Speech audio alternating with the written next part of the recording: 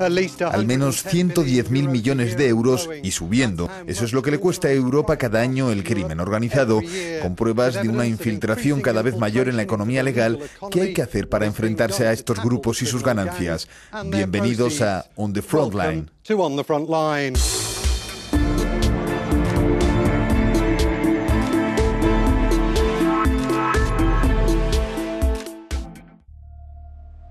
El crimen organizado en Europa está ganando una enorme cantidad de dinero cada año, el equivalente al 1% del PIB de la Unión Europea. Las drogas ilegales representan el mercado criminal más lucrativo, primero la heroína, a la que siguen la cocaína y el cannabis.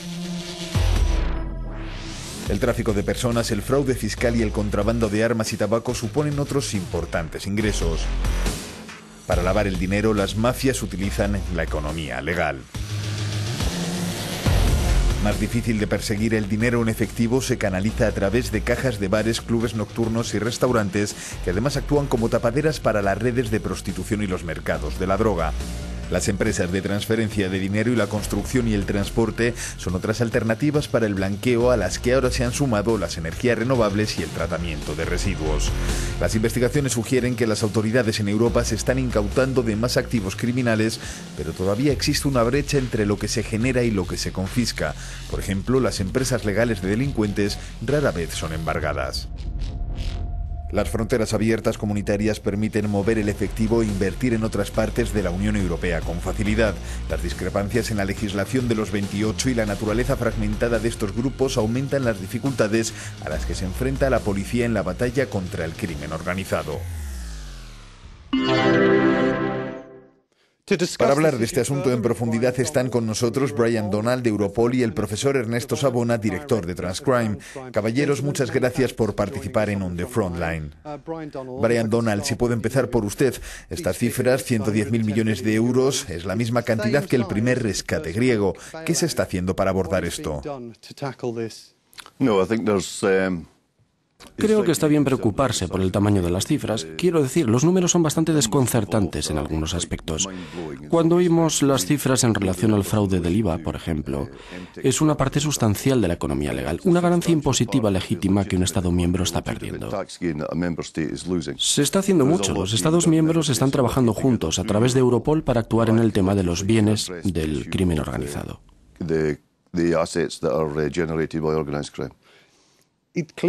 Parece obvio que no es suficiente con lo que se está haciendo, porque son 110.000 millones de euros que podrían salvar a Grecia. Quiero decir, ¿necesitan más recursos? No, creo que no son los recursos. Creo que tenemos que utilizar la legislación y los marcos legales que tenemos de forma más inteligente. Pienso que tenemos que cooperar más. Tenemos que hacer que nuestros servicios de inteligencia funcionen correctamente. Tenemos que entender el problema. Necesitamos perseguir el dinero. Para eso necesitamos que la inteligencia sepa dónde está, quién está manejándolo y dónde acaba. Todas estas cosas siguen siendo para nosotros grietas en la inteligencia a nivel europeo. Bien, volveré con usted en un momento. Profesor Savona. Italia es vista tradicionalmente como una puerta de entrada a Europa para el crimen organizado. ¿Es así todavía o es más complejo que eso?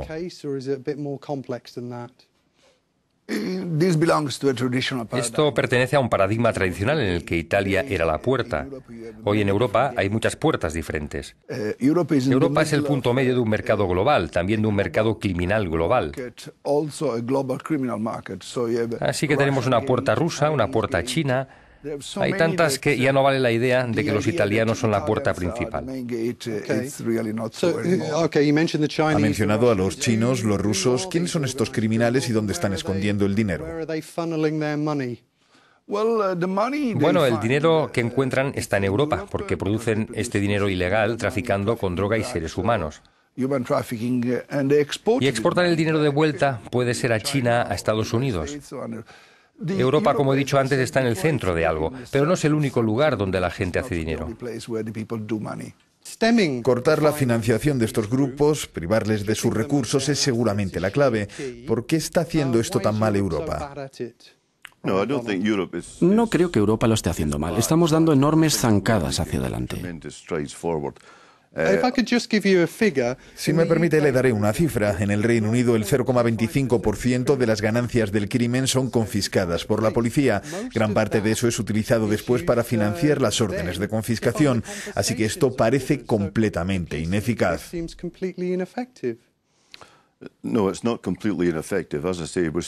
No, no es completamente ineficaz. Como dije, tenemos que conseguir muchas pruebas para conseguir un embargo de bienes. Sin embargo, los gobiernos lo han intentado. Todavía tenemos que demostrar ante los tribunales que se trata de activos criminales y eso con mucha frecuencia es difícil.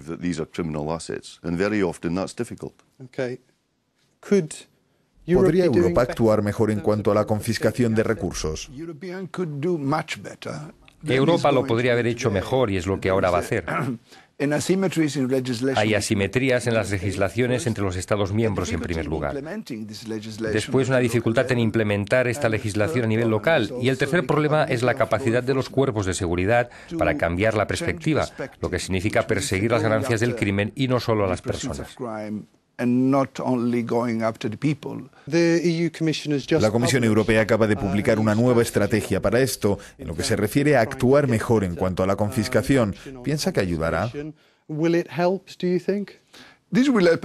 Ayudará mucho si los Estados miembros son capaces de implementar esta estrategia, porque por un lado se puede escribir una estrategia, pero por el otro hay que implementarla, y esto está en manos de los Estados miembros. Ese es el problema, ¿no? Tenemos 28 sistemas legales, 24 lenguas. ¿Necesita Europa mejorar aquí la cooperación? Sí, trabajo para una agencia de alto nivel de fuerzas de seguridad y estamos totalmente supeditados a la cooperación, por lo que cualquier cosa que no consigamos es debido en gran medida a que no estamos cooperando lo suficiente. Pero esto no significa que no estemos cooperando mucho, lo estamos. Y todos los días intercambiamos información entre los Estados miembros en cuanto a los activos y las ganancias del crimen. Es un intento de seguir al dinero y de hacer investigaciones paralelas, así que estamos haciendo mucho. ¿Podrían algunos países cooperar más? Bueno, tenemos 28 países con diferentes sistemas legales, diferentes culturas y diferentes estructuras policiales. Ponerlos juntos, integrarlos es muy difícil, pero se podría haber hecho mejor para ser más eficientes y eficaces, eso seguro. Los bancos, ¿cuánto están restringiendo este lavado de dinero o simplemente están hablando de boquilla? Bueno, el sistema bancario en Europa ha estado trabajando probablemente mejor que el sistema de cuerpos de seguridad en cuanto a la cooperación. Se dio un gran paso cuando se puso a los paraísos fiscales en una lista negra. Así que hoy en día el sistema bancario lo está haciendo bastante bien. El gran problema que todavía tenemos en Europa son las asimetrías en el sistema fiscal, lo que produce muchas diferencias que podrían ser explotadas. Necesitamos recordar que el fraude fiscal es uno de los pasos para el lavado de dinero.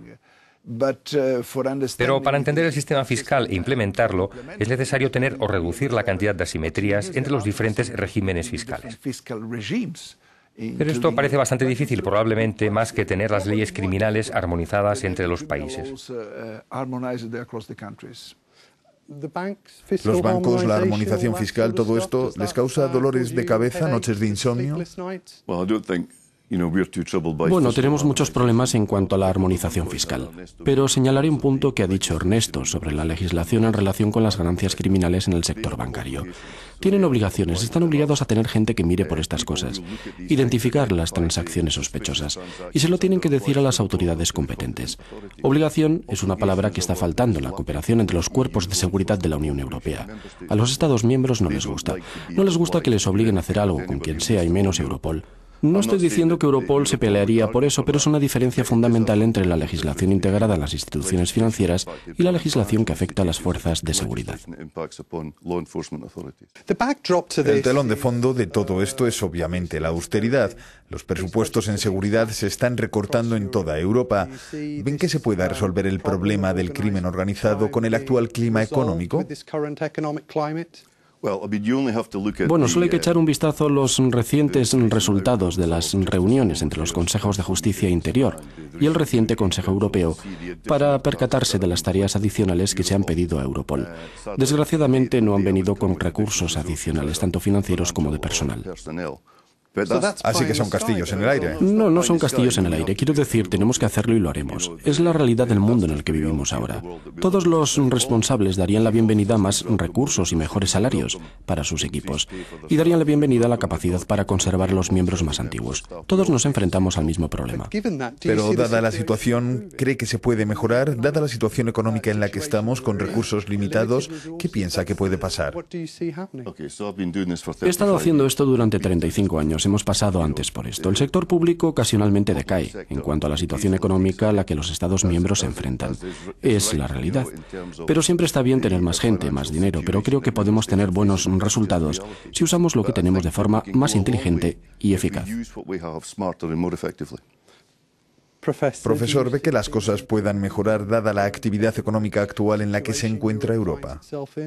Los recursos limitados son un incentivo para que los cuerpos de seguridad piensen su papel y para reorganizar este papel. Y probablemente en el futuro se podrá hacer mucho más con menos dinero. Podrían no estar contentos de escuchar esto.